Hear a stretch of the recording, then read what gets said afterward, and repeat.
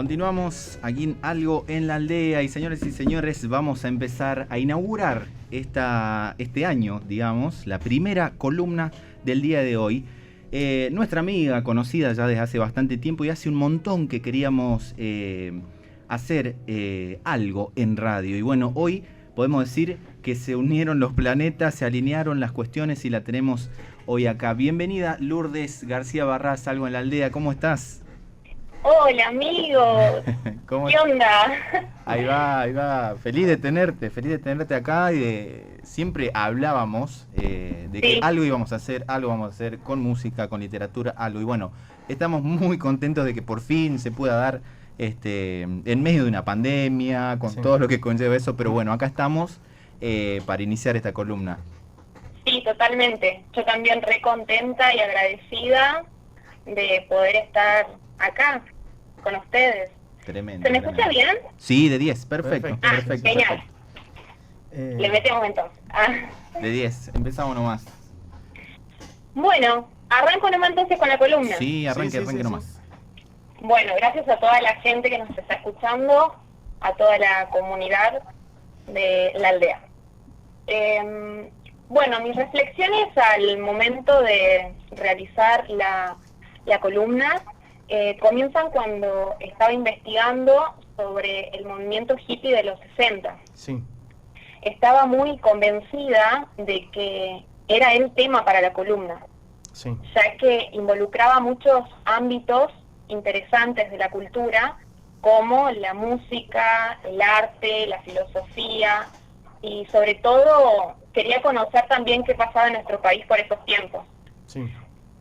Pero esta propuesta paulatinamente me fue dejando de convencer cuando en medio de ese proceso, ¿no?, entre ideas de amor y paz, comencé a ver una dicotomía en el movimiento que colocaba la búsqueda de libertades y derechos en un mismo sendero.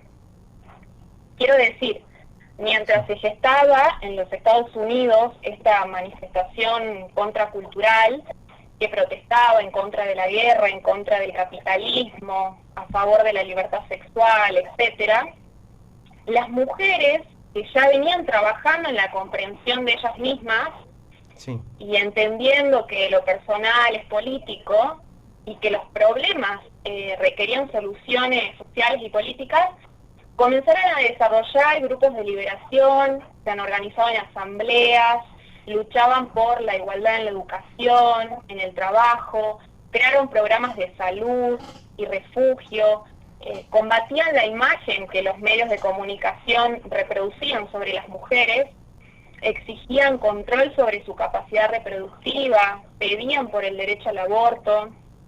También es importante que mencionemos que las mujeres negras y las mujeres chicanas también estaban en ese mismo momento luchando por el reconocimiento de sus identidades dentro de estos mismos movimientos que estaban también contaminados por el machismo de la cultura y de las propias culturas en particular.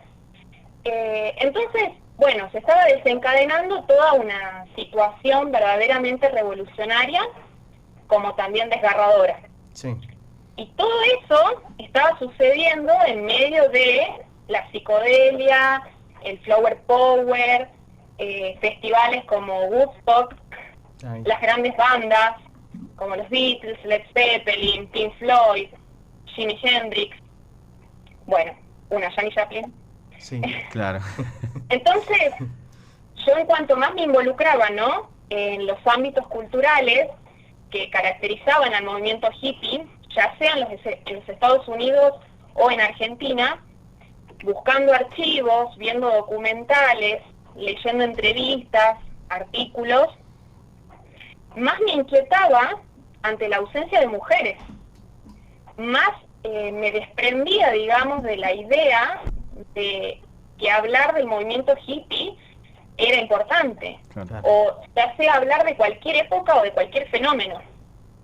Es decir, yo donde quería dirigirme ya se volvía un espacio muy interesante para mí, porque en cualquiera de los ámbitos de la cultura que me detenía, en cualquier contexto pasaba lo mismo. Claro, porque estamos hablando de música, pero también en el cine o inclusive hasta en la gente que encargada de recopilar la información y de contar la historia, inclusive también ahí, o sea, abarca más allá de una rama de la cultura, era en general. Tal cual, sí, sí, sí. Incluso voy a ir ejemplificando mientras voy pasando por todos estos ámbitos que involucra la cultura, tal como lo decís. Sí. Mira, por ejemplo, cuando empecé a investigar en la Argentina, por esa época surgía el Festival Pin-Up, y bandas como Los Gatos, Almendra, Manal, Sui Generis. Había una Diana Bifulco dentro de eso, y nada, y yo en ese momento me preguntaba, y si me pongo a analizar Cosquín Rock, y si me pongo a analizar el Lollapalooza, claro. O sea, las cosas no cambiaban demasiado. Claro. Y mira, no es que para mí haya sido una novedad que la historiografía cultural dominante nos haya dejado de lado.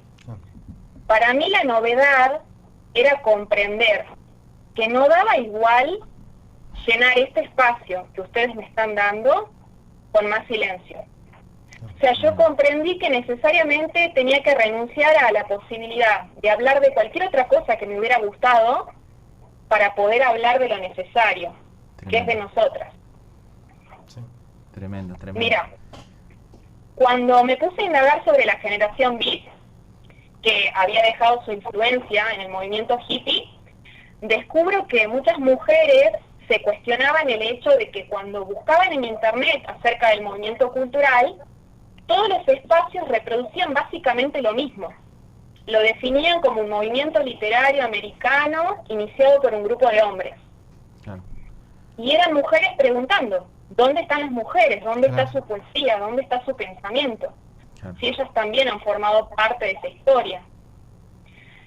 Y algo peor todavía es que me doy con una entrevista donde un testimonio que da uno de los integrantes del movimiento decía, hubo mujeres que estaban allí, yo las conocí, pero sus familias las encerraban en manicomios, se las sometió a un tratamiento de electrochoque. En los años 50, si eras hombre, podías ser un rebelde, pero si eras mujer, tu familia te encerraba. Claro. Tremendo, tremendo. Mucho peor enterarme que sí había mujeres, como por ejemplo Elise Bowen, que ella se escondía para robar libros de las bibliotecas y a los 28 años ha decidido suicidarse por la represión y las frustraciones que vivía. Y como si no fuera poco, sus padres, avergonzados por las experiencias homosexuales y de drogas que había experimentado su hija en ese tiempo de la generación Beat, Sí. hicieron desaparecer la mayor parte de sus escritos y poemas. Tremendo. Entonces, cuando yo, ustedes se imaginarán, estaba en este camino de desarrollar una columna que hablara sobre ciertos fenómenos de la cultura, a este punto me empezaba a preguntar qué pasó con nosotras. Claro.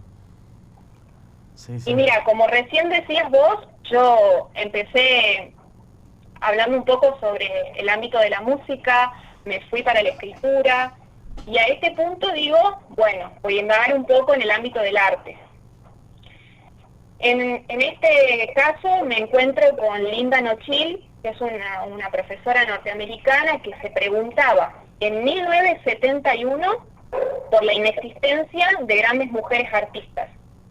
Ella escribió un célebre artículo que se titula ¿Por qué no ha habido grandes mujeres artistas? Que de hecho lo recomiendo. Al artículo está en internet, está en PDF, Sí. muy interesante. Y ella llega a la conclusión de que diversos factores sociales e institucionales habían impedido en realidad que el talento de las mujeres se desarrollara libremente. Incluso, mira, ella dice que es un hecho lamentable, pero que ninguna manipulación que nosotros pudiéramos hacer de evidencias históricas o críticas va a alterar la situación de que no hay equivalentes de mujeres a hombres, Claro. como tampoco hay equivalentes de afroamericanos a artistas blancos, por ejemplo. Claro. Tremendo. Eh, Tremendo aporte también desde la voz, como vos decías, nos parece muy importante desde los medios de comunicación. Nosotros te invitamos a hacer la columna y nos parece súper importante que también podamos analizar, si bien nosotros acá en el equipo estamos hablando somos todos varones, sí, sí. pero empezar como a charlarlo, ¿sí? Nosotros de los medios de comunicación, más allá de la historia y la cultura, empezar a charlarlo desde acá de adentro, ¿no? Inclusive en las discusiones más chiquititas. No sé si podemos esperar 2 segundos que vamos a la tanda, Lourdes, Sí, y lo ya podemos volvemos, no hay seguimos problema. hablando, ¿no? Para seguir en un ratito, puede ser que nos Dale, ponemos- dale. Dale, Vamos. buenísimo. Seguimos en un ratito.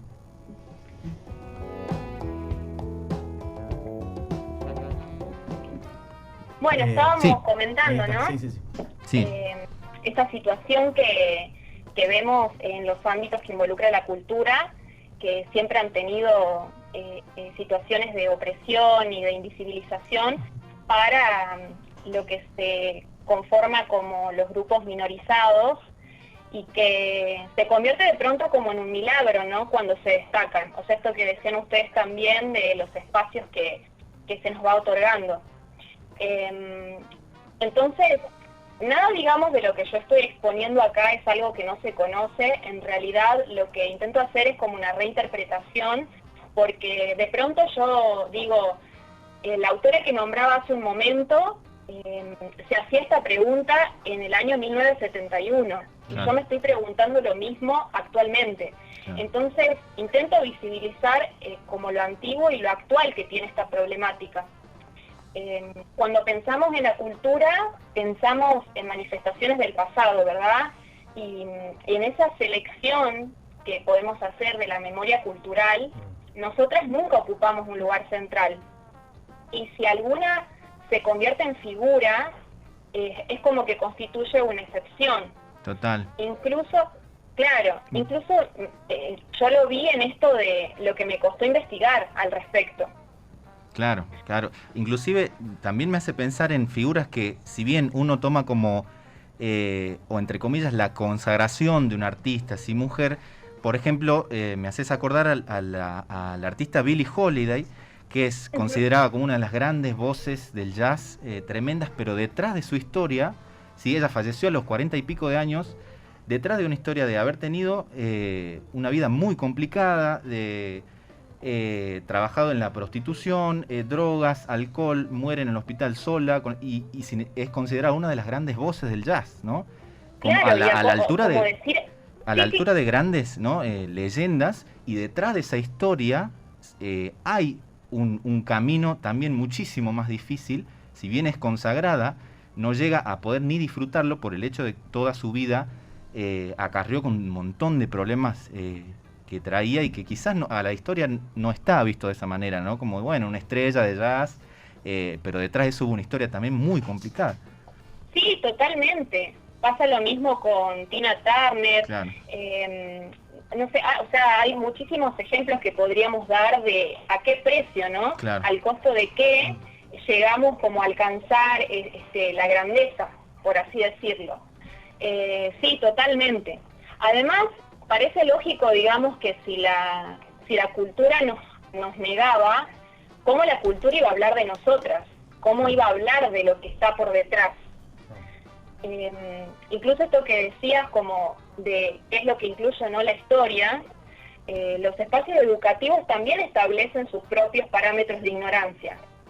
O sea, qué sé yo, en la Argentina es impensable como desconocer en el cine el trabajo que hace Darín, pero el trabajo de Lucrecia Martel, por ejemplo, si no se conoce, popularmente hablando, es como que no pasa nada. Claro. Qué sé yo, en las escuelas también, o sea, el hecho de no conocer teorías feministas o algo que se le parezca no tiene importancia. Claro.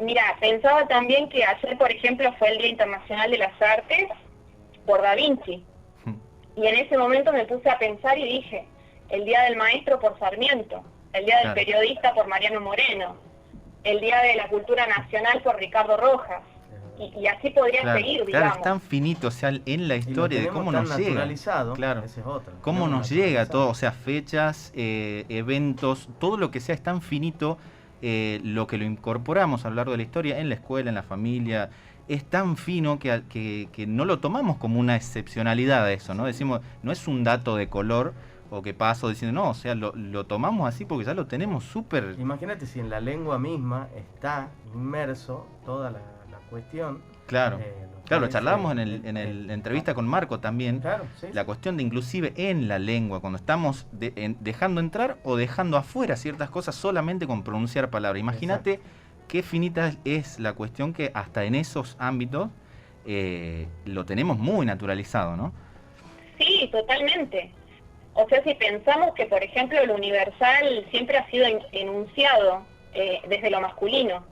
Claro. Nosotras cuando enunciamos en lo femenino terminamos siendo la alteridad, lo otro, lo singular. Claro. Sí, totalmente lo que están diciendo. Incluso, mira, nosotras o sea, en toda la historia hemos estado muy acostumbradas, obligadamente, a nombrar o estudiar un montón de productos que no nos representaban. Mientras que cuando se trata de nuestras producciones artísticas, no sé, ya sea musicales o literarias, tampoco somos tan escuchadas o leídas, siempre es como que es inferiorizado nuestro trabajo. Si busco, no sé, un ejemplo actual, como que refleje, digamos, este falso reconocimiento que se hace, mucho se habla, por ejemplo, en la escena musical argentina, que con fenómenos como el trap, que hay mujeres que se están haciendo espacio, están pisando fuerte, como, no sé, Casu. Sí. Pero el artista, sin embargo, en cada uno de los shows que ha tenido que ha dado, ha tenido que exponer la situación de que los chicos que la iban a ver no se atreven a cantar sus canciones. Entonces, yo en ese momento me pregunto cuántas de nuestras canciones se cantan verdaderamente. O sea, ¿qué tanto somos citadas? Claro. De pronto nosotras somos como fans de nosotras mismas y al mismo tiempo de todos. Claro. Y mira, podría, no sé, citar ejemplos de un montón de cosas. O sea, podría hablar del rap, las batallas de gallos, la moda, plataformas de stream, no sé, el ajedrez. O sea, podría hacer referencia a muchos aspectos, tanto del pasado como de la actualidad, y la cosa no cambia. Tremendo, tremendo. Me gusta que nos empecemos a preguntar, que exista, digamos, ahí otra voz y empezarnos a cuestionar y a aportarnos entre nosotros desde acá, desde el espacio que nosotros desde el primer programa dijimos que estar en Radio Nacional es una responsabilidad muy grande, y más cuando tomamos como temática el arte y la cultura local, defendiendo esa bandera, pero también siendo conscientes de que nosotros mismos para adentro tenemos que preguntarnos un montón de cosas y ver cómo organizamos desde los medios de comunicación nosotros. Sí, sí, la totalmente. Mirá, no sé, así.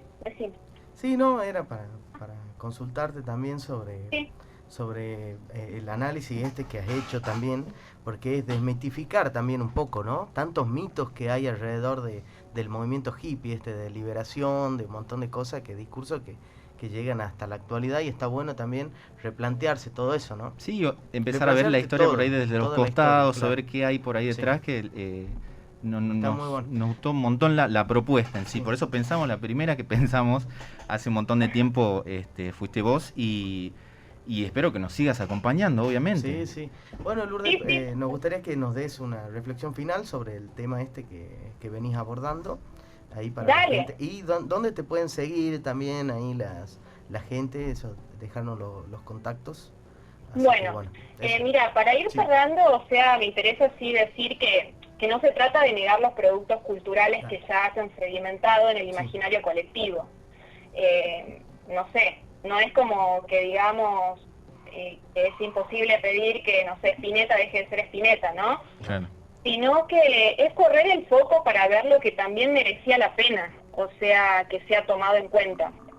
Y también lo dificultoso que es para nosotras poder como tomar este trabajo de, mira, en mi caso hacer esta columna es como invertir tiempo en crear mientras estoy luchando, que esa creación funcione como arma de lucha, y al mismo tiempo ponerme en este trabajo de ser como una especie de arqueóloga del feminismo para empezar a buscar rastros, digamos, que es muy difícil.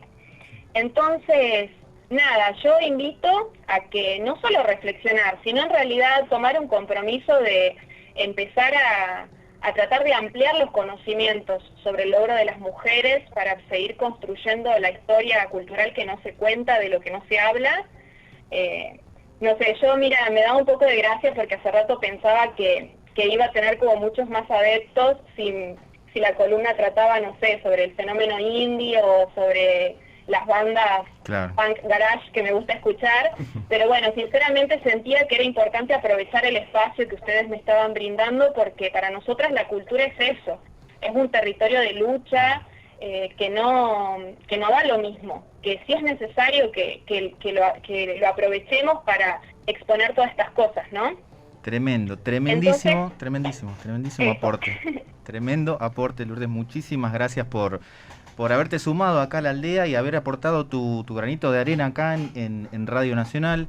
Y bueno, esperamos tenerte en la próxima.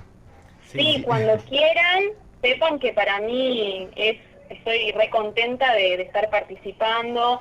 Saben que los quiero mucho, los admiro. Nada, contenta también por este proyecto que están llevando a cabo, así que sí, siempre que me convoquen, me inviten, encantada voy a estar. Y bueno, nada, salud y agradecimientos también a toda la gente que está bancando y bueno, nos quedamos a disfrutar de lo que sigue el programa entonces. Sí, muchísimas gracias. Javier te habla. Vamos a ir a un pequeño... Está acá Ana Yeyer, así que la vamos a tener en un ratito. No se vayan de Radio Nacional.